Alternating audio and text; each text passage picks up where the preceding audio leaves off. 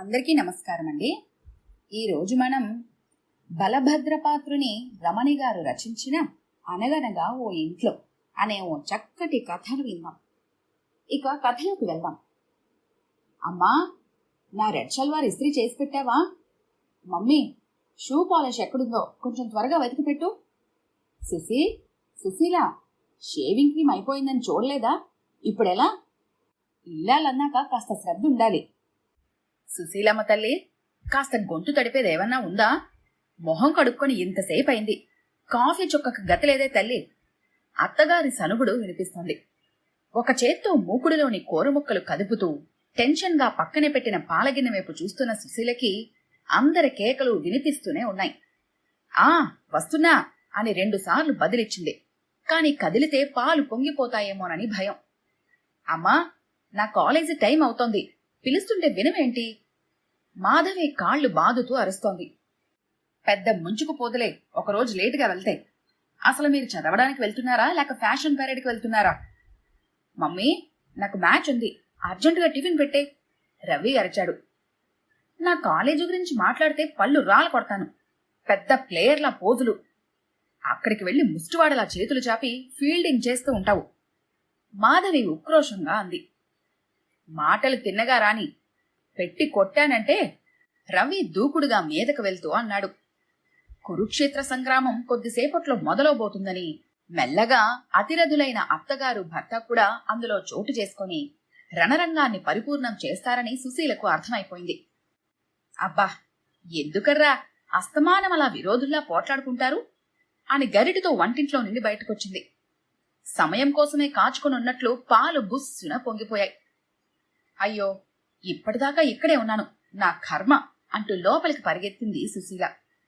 2 దబ్బీ చప్పుళ్ళు, ఆ తర్వాత కీచుగా అరిచిన అరుపు, ఆ పైన ఫైరింగ్ లాంటి భర్త గొంతు, అత్తగారి సన్నాయి నొక్కులతో సుశీలకి సీనంతా ఇంగ్లీష్ సినిమాలా అర్థమైపోతూనే ఉంది. అసలు మిమ్మల్ని కాదురా, మిమ్మల్ని అలా పెంచుతున్న మీ అమ్మని అనాలి.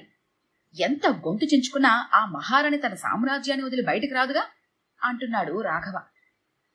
భూమి గుండ్రంగా ఉంది అన్నట్లు సమస్య ఎన్ని చోట్ల తిరిగినా తిరిగి తన దగ్గరికే వచ్చి ఆగుతుందని సుశీలకి తెలుసు.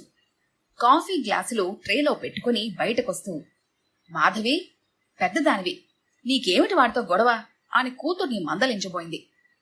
మేఘావృతమైన ఆకాశం ఒక్కసారిగా వర్షిస్తున్నట్లుగా మాధవి, చూసారా నాన్న, అమ్మకెప్పుడు పక్షపాతమే, వాడిని గారాబం చేసి నెత్తినెక్కించుకుంది, అందుకే అలా తయారయ్యాడు అని ఏడుపు మొదలుపెట్టింది. నిన్ను గారాబం చేయకుండానే ఇలా తయారయ్యావా? కాస్త విసుగ్గా అడిగింది అత్తగారికి కాఫీ ఇస్తూ సుశీల. చిన్నపిల్ల, దాన్నెందుకు అంటావు? అసలు నువ్వు పిల్లల విషయాలు, నా విషయాలు పట్టించుకోకపోవడం వల్లే కదా ఈ గొడవంతా అన్నాడు చిరచిరలాడుతూ రాఘవ. అది చిన్నపిల్ల, ఆ వయసుకే నేను మిమ్మల్ని పెళ్లి చేసుకొనొచ్చి ఈ సంసారంలో కూరుకున్నది అని మనసులో అనుకుంది సుశీల.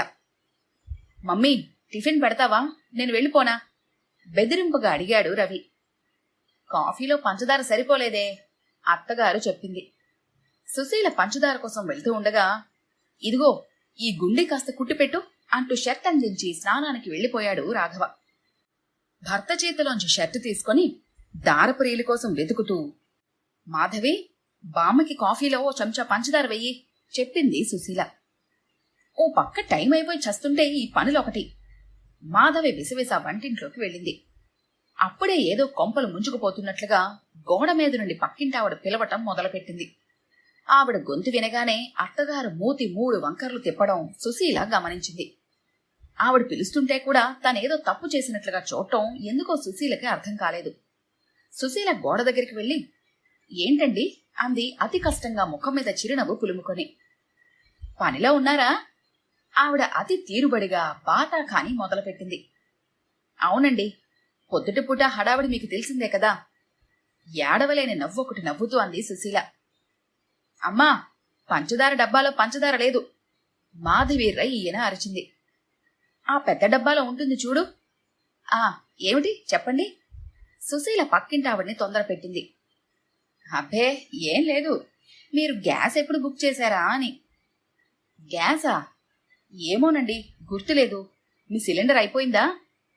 లేదు, మనిద్దరమే కదా వెళ్లి బుక్ చేశాము అది డిసెంబర్ 1 లేక 12 అని రాత్రంతా ఆలోచించాను. చివరికి మా వారు మిమ్మల్ని అడిగితే తెలుస్తుంది కదా అన్నారు. సుశీల కూడా ఆలోచనలో పడింది. ఆ రోజు మార్కెట్కి కూడా వెళ్ళాం కదా, మీ బుజ్జిగాడు స్కూల్ నుండి వస్తాడని త్వరగా వచ్చేశాం కూడాను. శనివారం అనుకుంటాను. అవును, శనివారమే. ఒసేయ్, నా కాఫీ ఆరిపోయింది. పంచదార వేయడం ఇష్టం లేకపోతే వెయ్యినని చెప్పి ఆడవచ్చు కదా. అత్తగారి కంఠం కంగున మోగింది. సుశీల గాబరాగా వస్తున్నా, నీకు మధ్యాహ్నం చెప్తానండి అని ఇంట్లోకి నడిచింది. కూర మాడుతున్న వాసన గుప్పున కొట్టింది. అరెరే అని ఒక్క పరుగులో వంటింట్లోకి వెళ్తుంటే గడప కాలివేలికి కొట్టుకుని చిట్లి రక్తం వచ్చింది.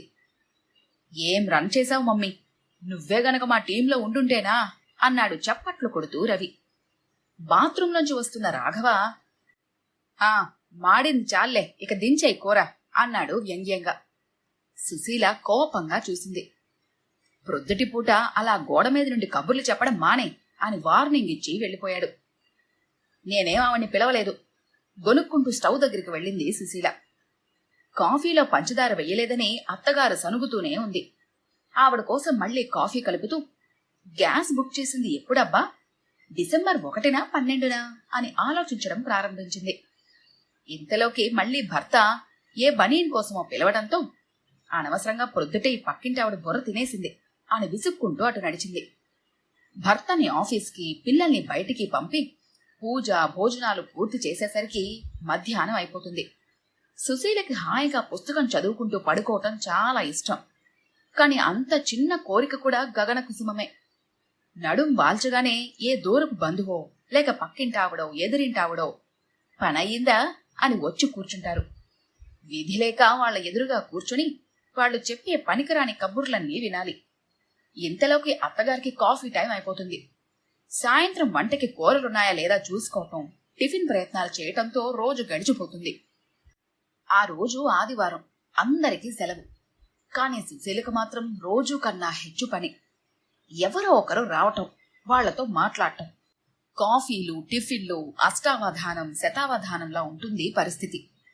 భోజనాలు కాగానే రాఘవ ఎక్కడికో హడావడిగా తయారై వెళ్లిపోతుంటే, ఎక్కడికండి అంది.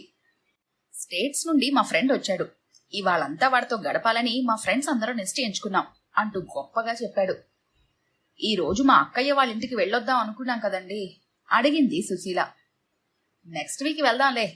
ఇదిగో నేనలా వెళ్ళగానే నువ్విలా అక్కగారింటికి చెక్కాయిక మధ్యాహ్నం కాసిని చెకోడీలు చెయ్యి. మా మాధవగాడికి చాలా ఇష్టం. పోయినసారి ఇచ్చినప్పుడు ఎంత ఆనందపడ్డాడో తెలుసుగా అన్నాడు రాఘవ. సుశీల నిట్టూర్చి ఊరుకుంది. మధ్యాహ్నం వస్తున్న నిద్రని బలవంతంగా ఆపుకుంటూ చెగోడీలు చేస్తుండగా, ఆంటీ మీకు ఫోను అని పక్కింటి కుర్రాడు వచ్చి చెప్పాడు.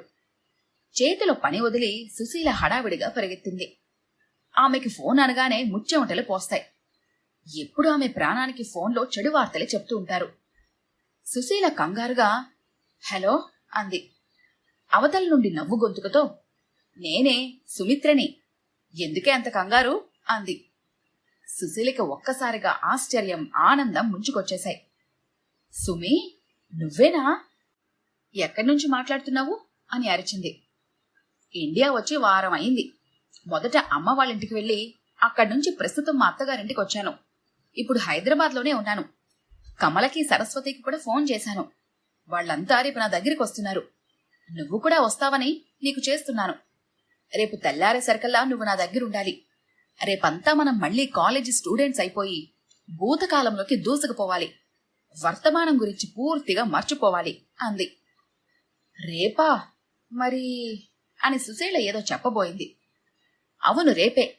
ఎల్లుండి మళ్ళీ ఢిల్లీ వెళ్ళిపోతున్నాను. అన్నయ్య కొడుకు పెళ్లి, అందుకే అంత అర్జెంటు.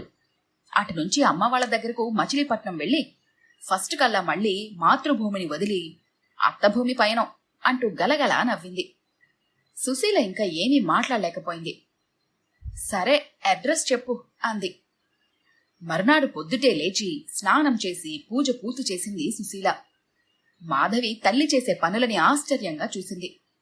సుశీల బీరువాలోంచి గంధపు రంగు వెంకటగిరి జరీ చీర తీసి కట్టుకుంది. ఎక్కడికి కట్టుకు వెళ్లాలో తెలియక ఆ చీర 5 ఏళ్ల నుంచి మడత విప్పనే లేదు. రాఘవకి కాఫీ అందిస్తూ, నేను సుమిత్ర దగ్గరికి వెళ్తున్నాను. సాయంత్రం వరకు రాను. కుక్కర్లో అన్నం పప్పు పెట్టాను. ఈ పూటకి కాస్త ఆవకాయతో సర్దుకోండి. అది మళ్ళీ ఏ 5 ఏళ్లకో గాని ఇండియా రాదు అంది. అమ్మా, నేనీరోజు కాలేజీకి త్వరగా వెళ్ళాలి. మాధవి రాగం తీసింది. నేను త్వరగానే వెళ్ళాలి. రవి, ఓ ఆటో తెచ్చిపెట్టు చెప్పింది సుశీల. రాఘవ లేస్తూ, నేను స్కూటర్ మీద డ్రాప్ చేస్తానులే అన్నాడు. అత్తయ్య, నేను ఫ్రెండ్ దగ్గరికి వెళ్తున్నాను. సాయంత్రం వరకు రాను. భోంచేశాక వంటింటి తలుపు గడియ పెట్టేయండి, లేకపోతే పిల్లి దూరుతుంది అంది సుశీల. ఇంత ప్రొద్దుటే వెళ్తున్నావా? ఆవిడ ఆశ్చర్యంగా చూసింది. సుశీల తల ఊపి ఊరుకుంది. సుశీల మరోసారి అద్దంలో చూసుకొని భర్త వెంట బయటకు నడిచింది. రాఘవ ఆమెని ఆటో ఎక్కించి వెనక్కొచ్చేశాడు. సాయంత్రం దాకా మిత్రురాళ్లకి పొద్దే తెలియలేదు. పాత సంగతులు నెమరవేసుకుంటూ ఒకళ్ళనొకళ్ళ ఉడికించుకుంటూ అంతలోనే మనసుకున్న బిరడాలను తీసి ప్రేమానురాగాలని ఒకళ్ల మీద ఒకళ్ళు గుమ్మరించుకుంటూ అలసిపోయే వరకు కబుర్లు చెప్పుకున్నారు. కమలా సరస్వతుల్లా సుశీల హాయిగా ఉండలేకపోయింది. మధ్యాహ్నం అవగానే అత్తగారికి కంటిచూపు ఆనదు. గట్టు చివరన పెట్టిన పెరుగు గిన్నె కనిపించిందో లేదో. ఈరోజు ఆఖరి ఆడపడుచు వస్తానంది. వస్తే కాఫీ ఇచ్చే దిక్కు కూడా లేదని విసుక్కుంటుందేమో. మాధవి కాలేజీ నుంచి రాగానే నీరసంగా వాలిపోతుంది. అన్నం బలవంతం చేసి తినిపించాలి, లేకపోతే తినదు. రవి బస్ పాస్కి డబ్బులు అడిగితే ఇవ్వడం మర్చిపోయి వచ్చేసింది. నడిచి వెళ్లాడో ఏమో. ఆయనకి ఆ చప్పడి మెతుకులతో కడుపు నిండలేదేమో. ఇలా రకరకాల ఆలోచనలు చుట్టుముట్టి పరధ్యానంలోకి వెళ్లటం, స్నేహితురాళ్లు కసిరి మామూలు లోకంలోకి పడేయాలని ప్రయత్నించడం జరుగుతూనే ఉంది. ఇంక 5 అవుతుండగా లేచి నిలబడి, సుమి, ఇంక నన్ను పంపించు, ఆయన వచ్చే టైం అయింది అంది. మీ ఆయన్నేం పిల్లి ఎత్తుకుపోదులే, ఇంకో గంట కూర్చో అంది సుమిత్ర. కాని సుశీల అందుకు సమ్మతించలేదు. ఇల్లంతా నానా కంగాలి చేసి పెడతారు. అటు చిన్నపిల్లలు కాదు, ఇటు పెద్ద పిల్లలు కాదు. ఇద్దరికీ ఒక్క క్షణం కూడా పడదు. ఇల్లలా ఉంటే ఆయన విసుక్కుంటారు అంది. సుమిత్ర లేచి స్నేహితురాలికి మంచి చీర జాకెట్టు బట్ట పెట్టి సాగనంపింది. సుశీల గాబరాగా ఇల్లు ఏ పరిస్థితుల్లో చూడవలసి వస్తుందో అన్న బెరుకుతో ఇంట్లోకి ప్రవేశించింది. అక్కడి వాతావరణానికి ఆమెకి విస్మయం కలిగింది. పొరపాటున వేరే ఇంట్లోకి వచ్చేశానేమో అనిపించింది కూడా. మాధవి తమ్ముణ్ణి దగ్గర కూర్చోపెట్టుకుని లెక్కలు చెప్తోంది. రాఘవ కాఫీ తాగుతున్నవాడల్లా, రావోయ్ రా, మాధవి, అమ్మకు కూడా కాఫీ పట్రా అన్నాడు. మాధవి లేచి లోపలికి వెళ్తూ, అమ్మా, వంటిల్లు చూసి అదిరిపోతావు, అలా సర్దాన్ని చూడు అంది. మధ్యాహ్నం వాళ్ళ అత్తయ్య వస్తే పకోడీలు వేసింది. ఎంత రుచిగా చేసిందనుకున్నావు నా మనవరాలు అంది అత్తగారు. రవి బస్ పాస్ తీసుకున్నావా అడిగింది సుశీల. ఆ డబ్బులు నాన్నగారి దగ్గర తీసుకున్నానమ్మా అన్నాడు రవి. రాత్రికి వంట కూడా చేసేశాను తెలుసా? మాధవి కాఫీ కప్పు అందిస్తూ గర్వంగా చెప్పింది. సుశీల నీట్గా ఉన్న ఇంటిని, నవ్వుతున్న వాళ్ల మొహాలని ఆశ్చర్యంగా చూస్తూ ఉండిపోయింది. ఆమెకి ఆ నిమిషంలో తన అమ్మమ్మ చెప్పిన కథ గుర్తొచ్చింది. ఒక ఊళ్ళో ఓ ముసలమ్మ ఉండేది. ఆవిడికి తన కోడి కుంపటి ఉంటేగాని వాళ్ల ఊళ్ళో వాళ్ళకి తెల్లవారదని గొప్ప నమ్మకం ఉండేది. ఒకనాడు ఏమైందంటే, ఇక అక్కడి నుంచి మీకు కథ చెప్పాల్సిన అవసరం లేదనుకుంటాను. ఈ కథ కనుక మీకు నచ్చినట్లయితే లైక్ చేయండి, షేర్ చేయండి. మరిన్ని ఇంట్రెస్టింగ్ కథల కోసం మా ఛానల్ని తప్పకుండా సబ్స్క్రైబ్ చేసుకోండి.